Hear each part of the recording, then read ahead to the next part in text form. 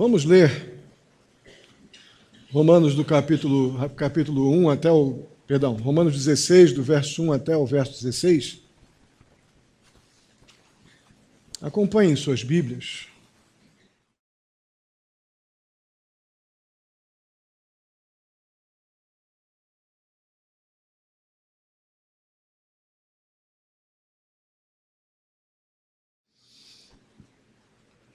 Conta-se a história, e eu acredito que seja uma história verídica pela fonte que eu encontrei essa história, que certa vez o pastor Billy Graham, que eu acho que todos conhecem aqui, se não a maioria, foi homenageado em um determinado encontro de líderes realizado em um certo restaurante nos Estados Unidos. O pastor Billy Graham já tinha estado naquele restaurante em outras ocasiões, mas já havia muito tempo que ele não ia lá, mais de um ano. Mas ao ser servido por um determinado garçom, o pastor Billy Graham ele foi capaz de olhar aquele homem, que servia a todos numa mesa. Ele chamou aquele homem pelo nome, perguntou por sua família, citou o nome da esposa, provavelmente ele conheceu aquele homem nas vezes anteriores, mas há mais de um ano que ele não ia ali. Começou a fazer perguntas específicas àquele homem que deve ter trocado, obviamente, algum tipo de conversa com ele. Obviamente, todos à mesa ficaram espantados com a memória do pastor Billy Graham, um homem já de muita idade. Mas o que mais impressionou os que estavam ali e esta pessoa que faz esse relato é que o pastor Billy Graham hoje é uma pessoa muito pública, proeminente, é um dos homens mais conhecidos em todo o mundo, de acordo com várias pesquisas. Uma autoridade, uma pessoa de grande destaque público. Isso chamou a atenção de todos, ou seja, o fato de que ele teve interesse, o homem talvez um dos mais conhecidos do mundo, comprovadamente pela própria sociedade, teve um interesse enorme, uma preocupação enorme por um homem anônimo aos olhos do mundo. Uma figura que talvez pouquíssimas pessoas conhecessem, daquele meio, ou pelo menos que estavam àquela mesa. E o pastor Billy Graham teve um cuidado enorme de olhar para ele, lembrar o nome, se interessar por ele, perguntar por questões pessoais dele, a ponto de chamar a atenção de todos que estavam ali com ele à mesa. Eu creio que da mesma forma, eu estou bastante impressionado com o apóstolo Paulo aqui em nosso texto. O apóstolo Paulo, ele conseguiu pregar o Evangelho de Jerusalém até o Ilírico. Não sei se vocês lembram. Jerusalém, ele pregou o Evangelho em toda esta região, atravessou mar e terra até a região da Macedônia, aqui no alto ao norte, todo o Ilírico, durante o seu ministério público.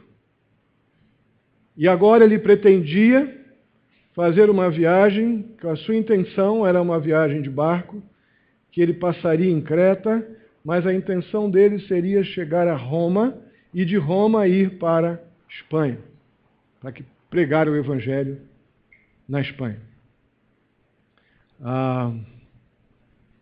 Ele estava empenhado com isso, ele estava com isso na cabeça. No entanto, ele para o seu trabalho para em Cencreia, uma cidade, talvez um bairro de Corinto, usando a nossa linguagem, escrever esta carta para Roma. Ele para isso. Na verdade, eu posso chamar essa carta de um monumento à teologia bíblica e um monumento à demonstração de que teologia bíblica, boa doutrina, não está na contramão de relacionamento, de pessoalidade, de interesse por pessoas.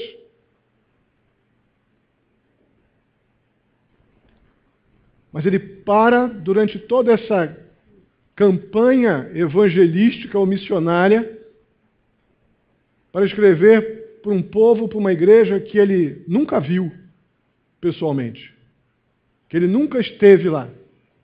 não conhecia a maioria das pessoas ali pessoalmente.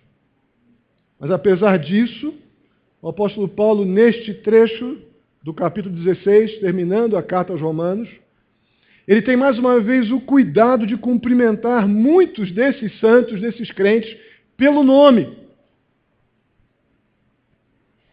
com alguns detalhes pessoais de convivência. Francamente, talvez entre nós não sejamos capazes de nomear tantas pessoas, ainda mais situações bem específicas que Paulo faz aqui, nem mesmo nós, cada um de nós aqui, sendo da mesma igreja, morando talvez no mesmo bairro, numa cidadezinha tão pequenininha, talvez aqui muitos de nós, se citarmos o nome, não sabemos o que passa um irmão ou outro, se lembrarmos do nome. O apóstolo Paulo nunca esteve em Roma, nunca viu a maioria dessas pessoas. E ele, ao final da sua carta, nomeia um número enorme de pessoas com detalhes. Isso pode parecer até em algum momento, talvez na sua cabeça, o que isso tem a ver comigo, pastor? A pergunta que pode vir.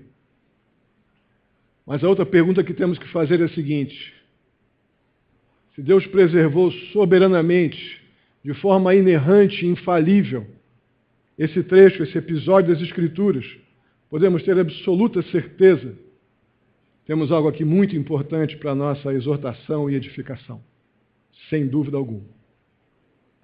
Nosso texto, então, começa com uma palavra de elogio, uma preocupação legítima com uma mulher muito especial chamada Febe. Nos versos 1 e 2, o apóstolo Paulo diz: recomendo-lhes nossa irmã Febe, serva da igreja em Cencreia. Peço que a recebam no Senhor de maneira digna dos santos e lhe prestem ajuda de que venha a necessitar, pois tem sido de grande auxílio para muita gente, inclusive a mim. Irmãos, o apóstolo Paulo, além de elogiar a irmã Febe, ele pede que a igreja em Roma acolha esta senhora, irmã em Cristo, em suas necessidades, em sua passagem por Roma. Apesar do valor que tem este momento aqui, teríamos mais coisas para falar sobre Febe. De modo geral, quem tem mais contato com as Escrituras sabe que o que envolve este momento aqui de Paulo com Febe é aquilo que para uns justifica a Febe ser uma diaconisa na igreja.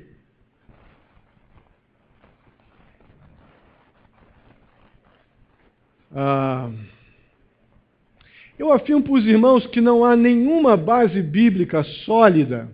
Essa palavra serva que está aqui na nossa Bíblia é a palavra diaconia no texto original, que significa serviço ou servir, que é a função do diácono. Mas, entre outras coisas, gramaticalmente falando, essa palavra só existe no masculino, não existe no feminino, a não ser numa aplicação muito diferente daquela que é dada para este contexto aqui, que não justifica eu afirmar aqui agora que a Bíblia está afirmando que a diaconisa ou o ofício de diaconisa existe para a igreja. Eu não encontro ainda base bíblica suficiente para afirmar isso, que Febe tinha o ofício de diaconisa na igreja em Cencreia. Mas algo muito mais do que um mero ofício que pode alguém tentar reivindicar o título. Essa mulher tem virtudes que vão muito além do ofício. O fato histórico é que na igreja do primeiro século, mulheres como Febe, mulheres que serviam na igreja, elas cuidavam de crentes doentes, elas cuidavam dos estrangeiros que chegavam perdidos, sem normalmente casa, sem os começos, num lugar novo. Ela cuidava desse tipo de pessoa. Elas cuidavam, essas mulheres servas nas igrejas do primeiro século, tinham um cuidado muito grande com os presos, as pessoas nas prisões. Na verdade, essas mulheres ensinavam muito a outras mulheres, que é uma clara atribuição das mulheres, segundo Tito, capítulo 2, verso 3 a 5, que Paulo escreve a Tito. Agora, mulheres servas e piedosas como Febe,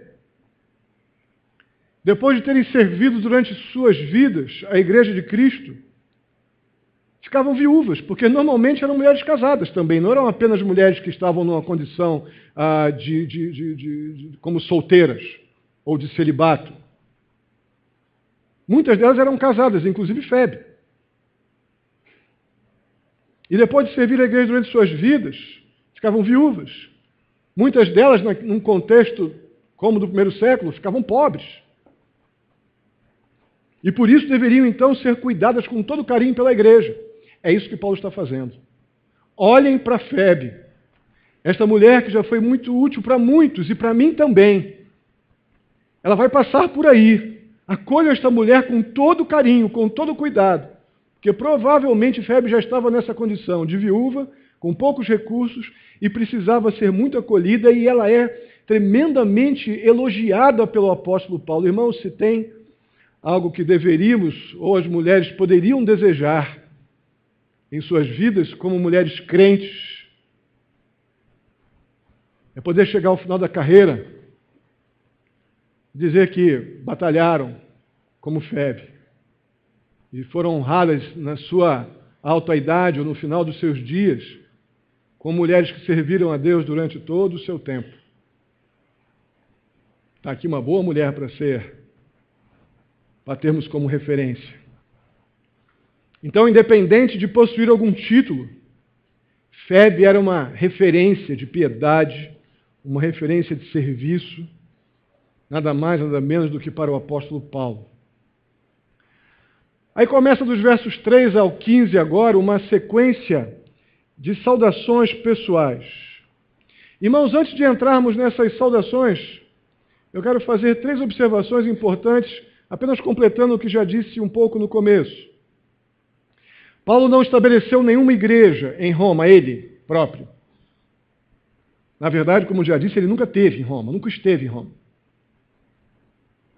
Como já falei também, ele pregou o evangelho de Jerusalém até Ilíria.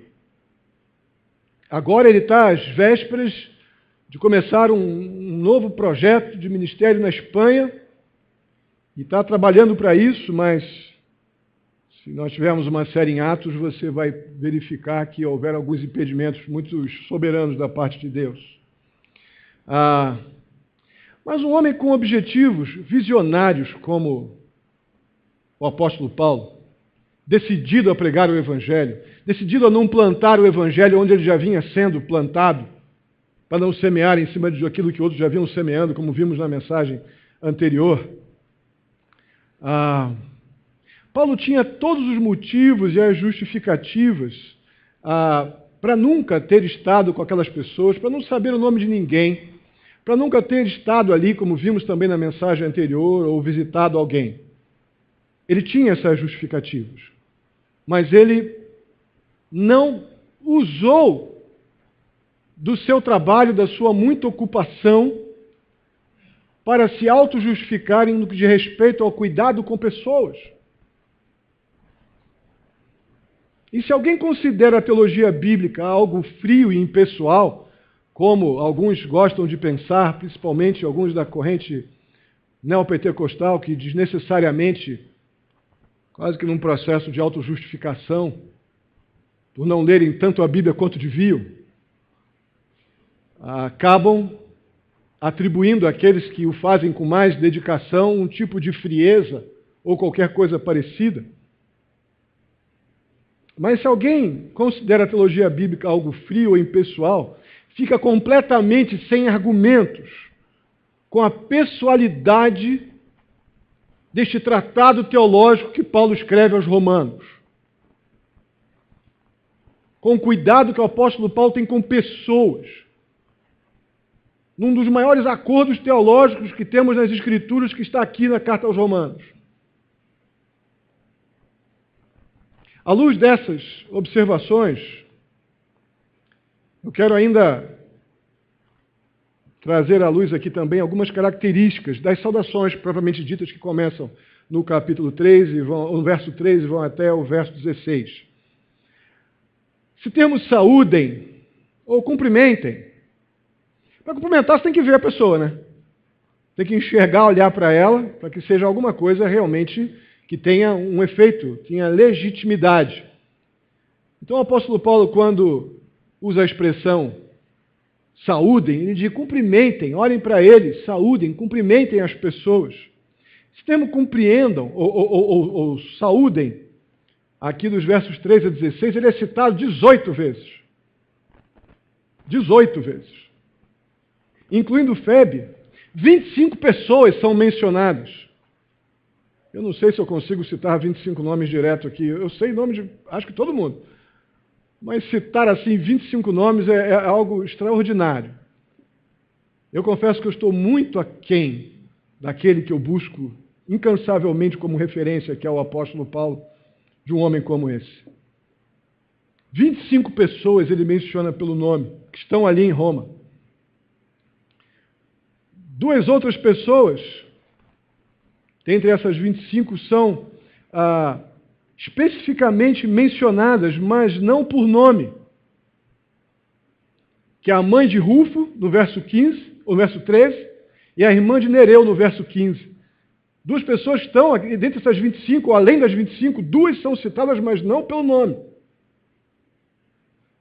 Paulo, então, ele não conhecia todas as pessoas pessoalmente, mas ele sabia de todas elas, e algumas delas por perguntar. Sabia por outros, que falavam o nome delas e ele se interessava, mas essa pessoa quem é? O que ela faz? Onde ela está? Qual é a atribuição? O que ela está ocupada com o que na igreja? Ele cita essas pessoas sem estar com elas porque ele se interessou por elas através de outras. Algo muito significativo é que o apóstolo Paulo, ele cumprimenta essas pessoas de uma maneira inclusiva e não exclusiva, ou seja, ele não faz seleção de grupos ou pessoas. Nós vemos aqui, nessa lista de Paulo, encontramos homens, mulheres, judeus, gentios, líderes, vemos no verso 7, temos servos, escravos, até a nobreza está aqui, muito provavelmente, existem ricos e pobres aqui. Então, Paulo cita pessoas de maneira completamente inclusiva. Estavam envolvidos ali no ministério com ele, direto ou indiretamente, que influenciaram aqueles que estavam com ele no ministério. É algo assim impressionante. Impressionante.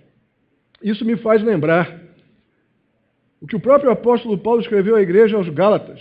Ele leva, sem dúvida alguma, a sério aquilo que pensa. Gálatas 3, versos 26 a 28 diz assim: todos vocês são filhos de Deus, mediante a fé em Cristo Jesus. Pois os que em Cristo foram batizados, de Cristo se revestiram. Não há judeu, nem grego, escravo, nem livre, homem, nem mulher, pois todos são um em Cristo Jesus. Vamos fazer aqui uma ressalva. Paulo não está dizendo que todos são filhos de Deus e ponto, e mudou de assunto. Ele diz, todos são filhos de Deus, sem vírgula, mediante a fé em Jesus Cristo, vírgula. Então, os filhos de Deus são aqueles que receberam Jesus como Senhor e Salvador, conforme vemos no Evangelho de João, capítulo 1, versos 9 a 11. Não é?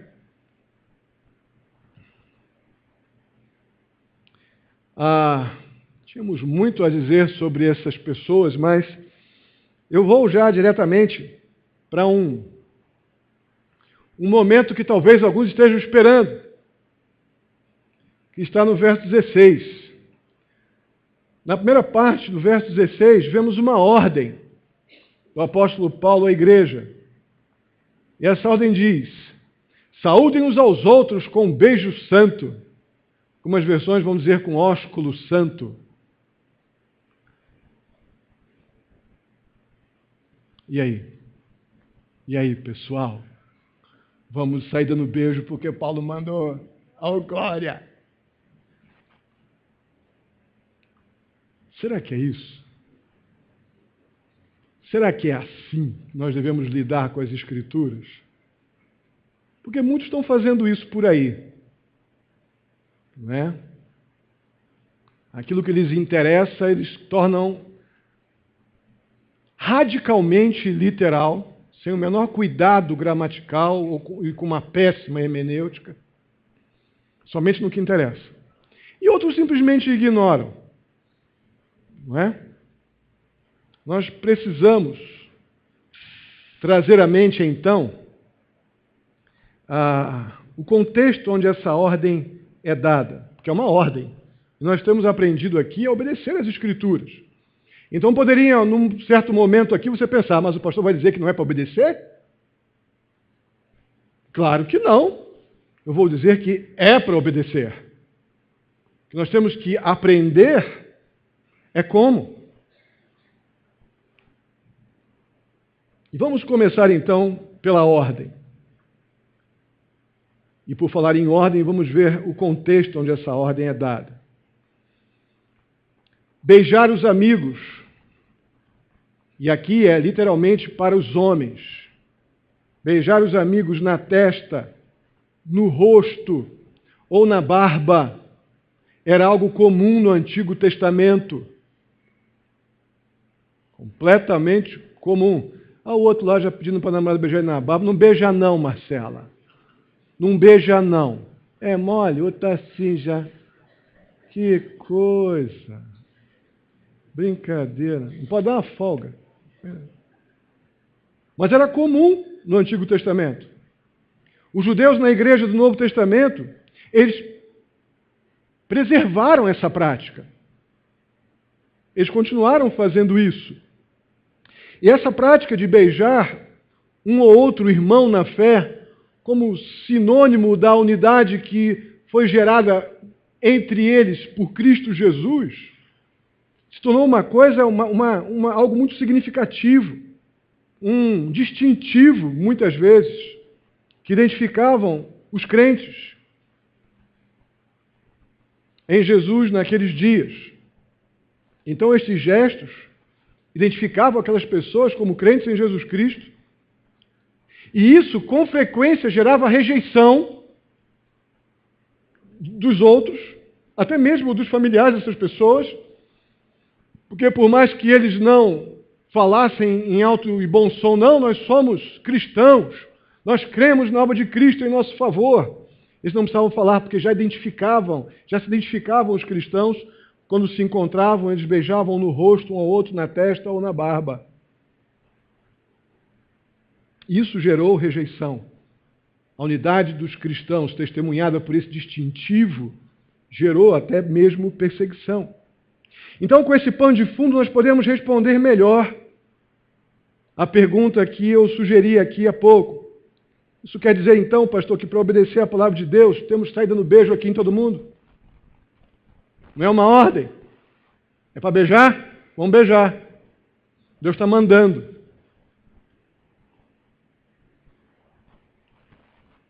Eu creio que nós, num primeiro momento, diríamos que não. Não é. Mas isso implica em dizer que não é para obedecer o que está nas Escrituras? Então essa resposta não é tão simplista assim. Temos que ter um pouco mais de informações para lidar com verdades e ordens assim tão absolutas e que criam algum tipo de divisão em nossa... podem gerar algum tipo de divisão em nossa lealdade. O fato, meus irmãos, é que obedecer a Deus é muito mais do que se sujeitar a um monte de regrinhas de 1 a 10. Nós já aprendemos isso aqui. Obedecer às Escrituras é muito mais do que pegar um livrinho e colocar lá 1, 2, isso não pode deixar cabelo, não pode deixar isso, não pode deixar a barba, não pode deixar a roupa, não pode deixar... Isso pode, isso não pode? Irmãos, eu acho que nós já amadurecemos biblicamente para entender que obedecer a Deus é muito mais do que se limitar ou nos limitar a uma listinha de 1 a 10, né? A coisa realmente é muito mais significativa e muito mais profunda. E vimos isso lá no Sermão do Monte. Por exemplo, aquela série de quarta-feira do Sermão do Monte.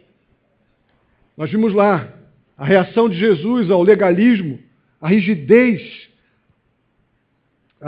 dos escribas e dos fariseus no que diz respeito à elaboração das regras, mas nem tanto. A elaboração das regras era a manipulação que eles faziam da lei, para dizerem para os outros que eles eram cumpridores e os que não faziam que eram, então, os infiéis e daí vai. Então, simplesmente, o que Jesus veio mostrar no Sermão do Monte é de que obedecer à lei do Senhor é muito mais do que uma maneira manipulada ou articulada de manutenção de regras ou coisa assim. Jesus, lá ao longo do seu sermão, ele enfatizou firmemente que as pessoas deveriam pensar além das regras, além da lei, e enxergar as razões da lei, os motivos da lei. Vocês devem lembrar isso na série do Sermão do Monte, que o não matarás é muito mais profundo do que pegar uma faca e enfiar no peito de alguém. Nós talvez não enfiemos faca no peito de ninguém, mas tenhamos já um grande cemitério no nosso coração de pessoas que nós já matamos por não querer mais olhar para a cara, por não querer falar, por não querer que aquela pessoa existisse. Então, o que vai por detrás da lei é a decisão de amar aqueles que nos ofendem, como Cristo nos amou, e não apenas não puxar a faca e enfiar em alguém. Foi isso que nós vimos lá no Sermão do Monte Jesus ensinar. Então, eu creio que estamos começando a entender que a ordem do ósculo santo, ela tem alguma coisa a mais por detrás disso do que propriamente repetirmos uma coisa cultural de um momento específico, de um relato da história para um contexto específico. Temos que entender e perceber aqui o que este momento significava, o que ia por detrás da ordem do apóstolo Paulo. Eu creio que um dos princípios que devem nos nortear na hora de lidar com uma ordem dessa nas Escrituras é algo que é superior ou que vai antes de uma atitude apenas repetitiva de cumprir algum pode não pode. É o que vemos lá em 1 Tessalonicenses capítulo 5, verso 22. Afastem-se de toda a aparência do mal. Sem dúvida alguma, esta ordem bíblica precede. Na nossa capacidade de lidar com a ordem do beijo, saúdem seus irmãos uns aos outros com um beijo santo, deve vir à nossa mente na hora de criar a maneira correta de pôr esta ordem em prática. Deve vir à mente do crente responsável e temente ao Senhor, e não oportunista para fazer desta ordem uma oportunidade para sair beijando. Deve vir à mente, afastem-se de toda a aparência do mal. Em nossa cultura, irmãos, beijar significa algo bem diferente do que significava nos dias de Paulo, pelo menos aquele beijo ali entre aqueles irmãos em Cristo. Sabemos, infelizmente, não tem problema nenhum você dar um beijo no rosto de um irmão, de uma irmã, carinhosamente, respeitosamente, mas cada um sabe o seu limite, cada um sabe o ponto onde deve chegar, porque na realidade de mundo que a gente vive, beijo, abraço, pegar, abraçar, tem conotações tão diferentes que devemos realmente nos afastar da aparência do mal. Temos que evitar aquilo que pode levar o teu irmão a pecar. E tudo isso deve vir à nossa mente quando nós lidamos com uma realidade como essa. Bem objetivamente, se beijar um ou outro faz com que teu irmão possa vir a tropeçar ou causar uma ofensa desnecessária ao Evangelho de Cristo Jesus, então não beijar pode ser a coisa correta. Mas, pastor, um beijinho à toa, meu irmão, eu não sou criança e nem você. Tá? Você sabe exatamente o que significa um beijo respeitoso e um beijo interessado. E um beijo lascivo. Vocês sabem, adolescentes, jovens, adultos, qualquer um aqui, em qualquer idade. E se não estamos aptos para dar um beijo que não vai envergonhar o nome de Cristo, nem o Evangelho, nem a causa de Cristo, o nosso testemunho, tranquilo, irmãos. Bacana. Mas se você sabe que pode gerar algum dano para teu testemunho e para a vida do teu irmão, então, 1 Tessalonicenses 5:22 diz, então não beija. Então temos a resposta bíblica para uma pergunta como essa. Mas precisamos encontrar ainda o motivo desta ordem e como obedecê-la. Precisamos enxergar o que vai por detrás desta ordem. Eu acredito que vai por detrás aqui, a verdade fundamental por detrás dessa ordem bíblica, naquele contexto, e que é aquilo que devemos nos ater agora, é o que representava esse beijo santo aqui. Ele demonstrava a unidade daqueles crentes em Jesus Cristo. Num tempo que falar que era crente geralmente dava cadeia. Naquele momento demonstrava que eles não estavam intimidados em demonstrar publicamente que criam em Jesus Cristo como Senhor e Salvador de suas vidas, e não no imperador romano, que era um Deus na época.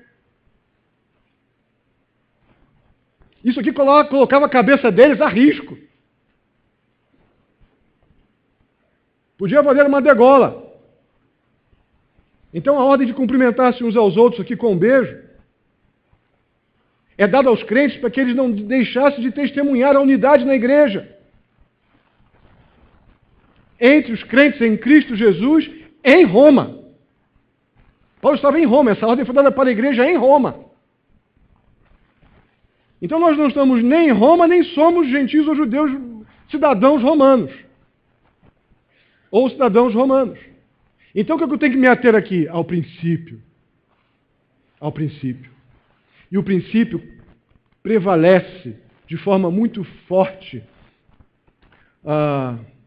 onde eu acredito que em nossa cultura,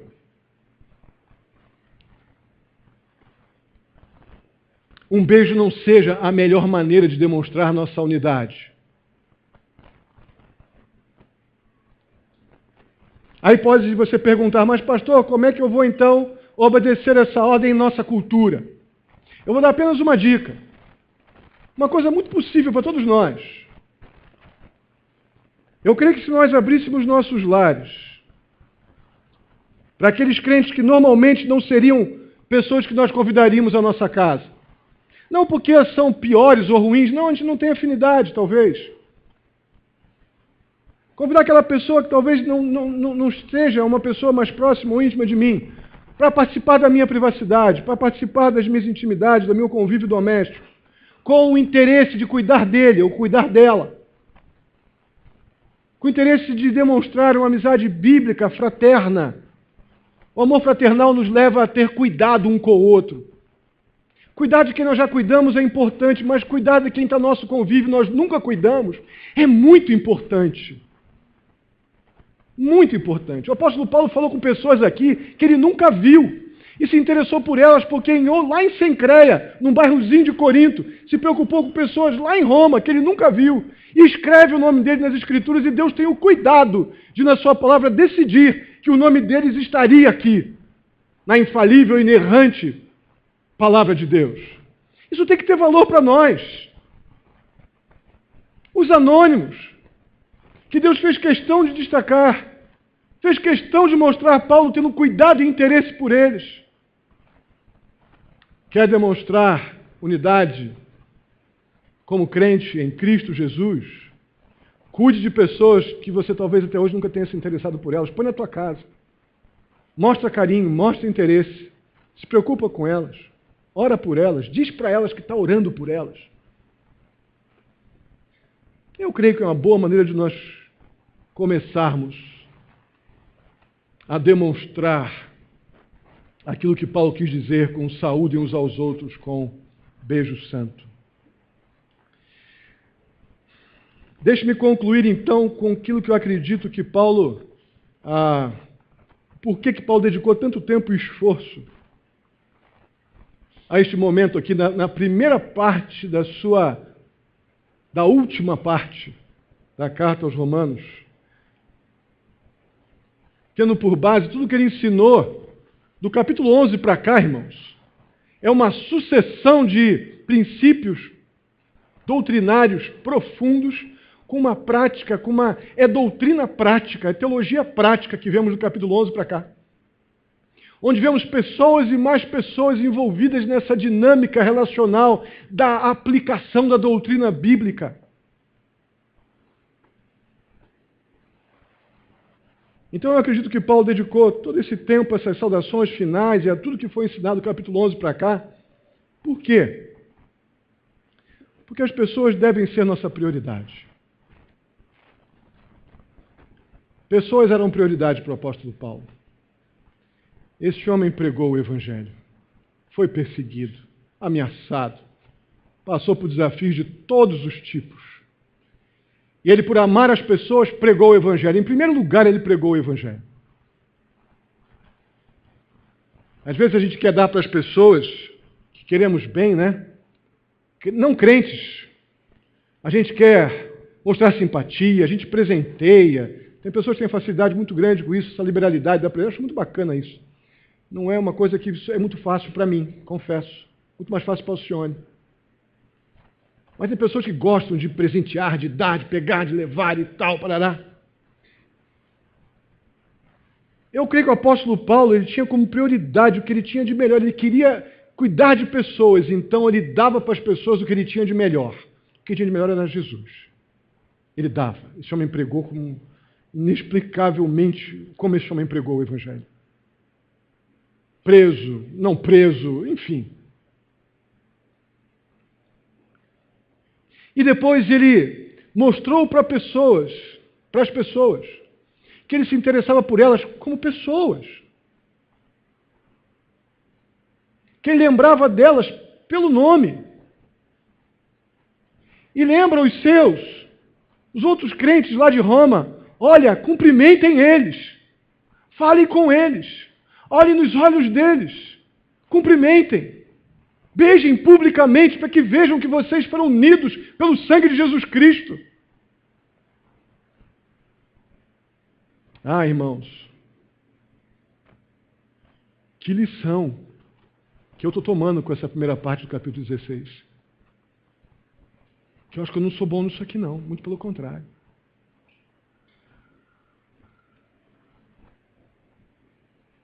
Nós devemos amar e servir a Deus, sim. Mas a forma melhor de fazer isso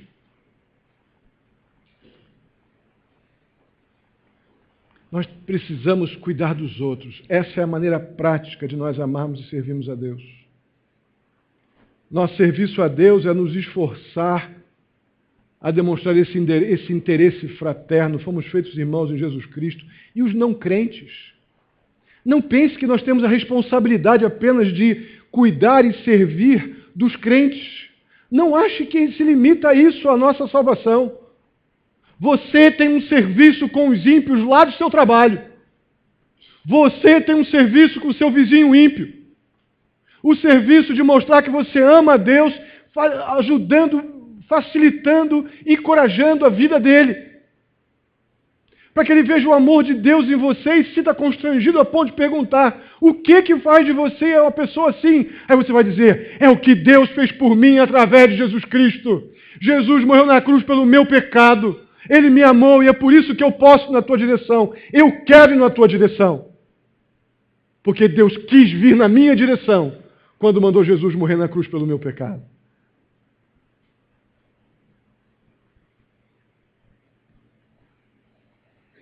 É isso que o apóstolo Paulo quis dizer lá no capítulo 12. Ele diz que nós devemos oferecer nossos próprios corpos como sacrifícios vivos a Deus, para a sua própria glória. Promoção do bem que vem de Deus na vida das pessoas. A gente tem que fazer isso. Eu creio que essa epístola, essa carta de Paulo aos Romanos, ela sem dúvida alguma, ela dá uma prioridade espetacular à doutrina bíblica e à boa teologia. Mas ela também dá uma altíssima prioridade a pessoas. Essas duas coisas não têm que andar separadas. Elas podem e devem andar sempre juntas. Irmãos, eu espero e oro realmente que a nossa igreja seja conhecida pelo nosso amor a Deus, pelo cuidado que nós temos em sermos fiéis com a palavra de Deus.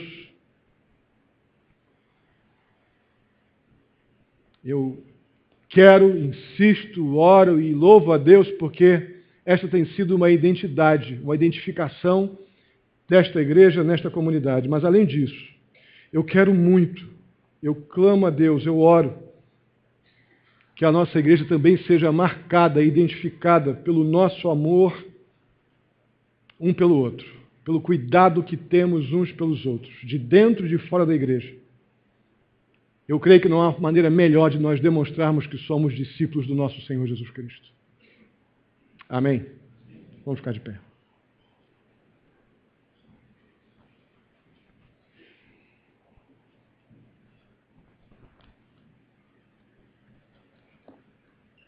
Bondoso e amado Deus, mais uma vez, muito obrigado.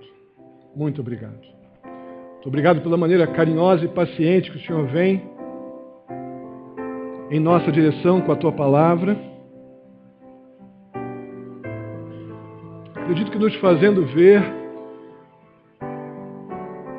como não temos desculpas para não obedecer o Senhor e a Tua palavra, porque somos encorajados pelo próprio Senhor Jesus a perceber aquilo que vai por detrás da lei. Não há uma desculpa, Deus, para não sermos obedientes ao Senhor. Muito obrigado por o Senhor tão carinhosamente nos ensinar, ministrar aos nossos corações a Tua vontade mediante a Tua palavra. E muito obrigado pela Tua paciência, ó Deus, em nos fazer enxergar, ó Pai, que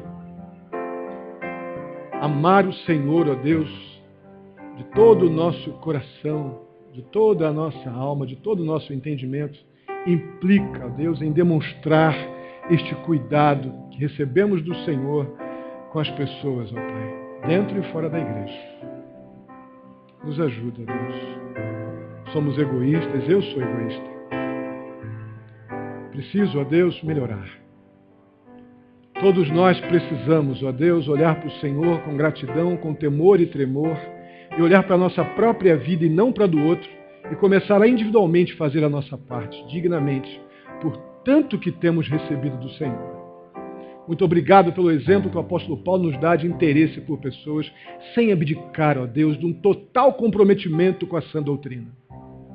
Muito obrigado. Não precisamos fazer uma coisa em detrimento da outra. Muito pelo contrário. Só seremos eficazes e legítimos, ó Pai, no amar aos outros, se a Tua palavra estiver completamente enraizada em nossa vontade. Leva-nos em segurança para os nossos lares, Pai querido. Nos dirige, ó Pai, nessa semana. O Senhor conhece o desafio de cada um, as preocupações, as lutas. Eu peço que a paz do Senhor Jesus Cristo, a capacitação que vem do Senhor, discernimento espiritual, possa, ó Deus, vir sobre a vida de cada um para que possamos tomar decisões corretas. Para que possamos, ó Deus, suportar as aflições, ó Deus, e agir biblicamente diante das tensões que a vida nos oferece. Lembramos da Claudinha, ó Pai, em nome de Jesus, sua família, Luiz. Consola a Claudinha, ó Deus, pela perda do seu pai. Que ela seja em tudo contemplado, ó Deus, pela consolação que vem do Senhor. Assim eu te peço, muitíssimo agradecido, no nome santo de Jesus, que a graça do nosso Senhor e Salvador Jesus Cristo, o amor de Deus, nosso amado Pai, a comunhão e a consolação do Espírito Santo esteja sobre a vida de cada um de vós, queridos e amados irmãos, hoje e até a vinda do nosso Senhor Jesus Cristo. Amém.